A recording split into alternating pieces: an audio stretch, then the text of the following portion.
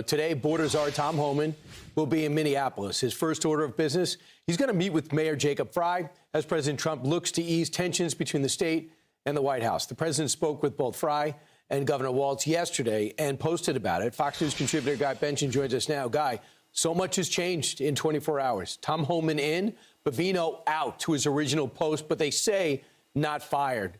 What do you think? Well, it seems like a demotion at the very least, and my guess is President Trump, and there were some sources whispering about this over the weekend, he was watching how everything went down in this terrible, deadly incident, the response, the statements that were made by high-ranking officials, and the backlash against the untruthfulness of some of those statements, or at least the debatable nature of what they were saying. And he said, you know, enough of this. This is, among other things, a political and PR battle, and a way to lose it is to not have credibility with the public. And so he decided to send in Tom Homan, who's a very experienced guy. He understands the job through and through. He wants to take it very seriously and do it the right way. And I think that Trump going out of his way to note that Homan hadn't been involved in Minneapolis or Minnesota was sort of a blank slate moment to say, hey, this needs fresh eyes, fresh leadership. And by the way, he's reporting directly to me. That was a shakeup, and I think a needed one. Right, and I think it's leadership, too. I'm going to take action. Kristi Noem, focus on FEMA and other things. With Minneapolis, we're going to put some fresh eyes in there that have credibility on both sides.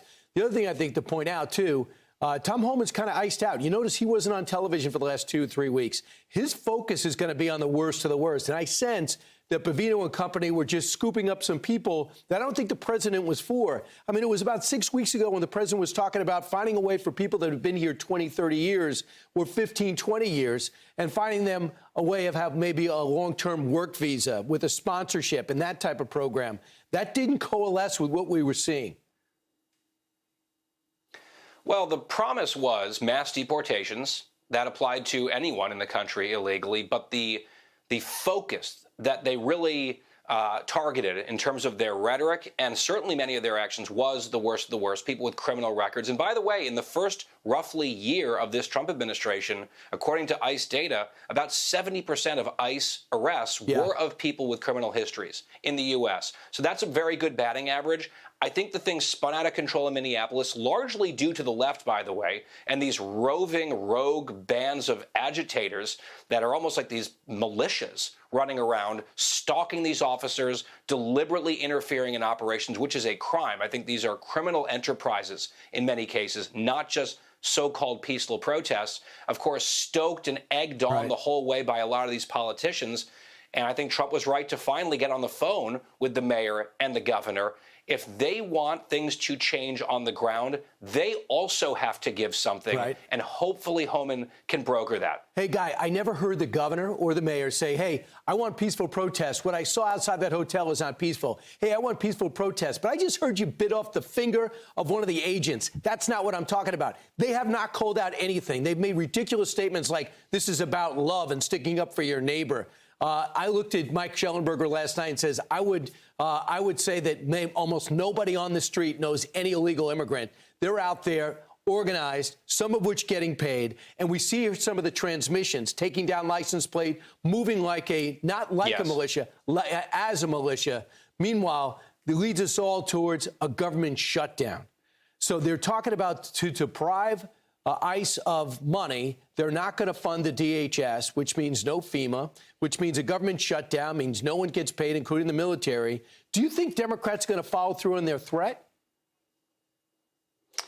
Well, I think it's important to see what actually plays out in Minneapolis. I hope that finally the governor and the mayor are going to say, fine, you can have access to our jails. We'll do these transfers in an orderly fashion, and then you can pull back from the street operations. Homan has offered that. I hope they take the offer. That might impact what happens in Washington, D.C. Look, my understanding, Brian, is that ICE itself is funded for like 3 more years. So if they were to shut things down over DHS, it would be purely performative to signal, especially to their base, we're mad about ICE. It would be their 2026 version of 2020's defund the police. And in the process, they would be impacting, yes, FEMA and airport security and members of the traveling public.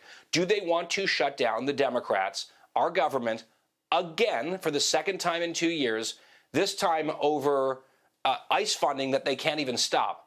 Maybe they've decided that resistance is good politics for them no matter what. They're going to do it. I think it would be harmful and dumb. I agree with you, Guy, but I also think they gain from hurting the Trump economy. And almost nothing is stopping this thing from taking off except the government shutdown. By the way, a snowstorm. Not a good time to stop emergency funding for DHS. Guy Benson, thanks so much. We look forward to listening to your radio show today. Appreciate it.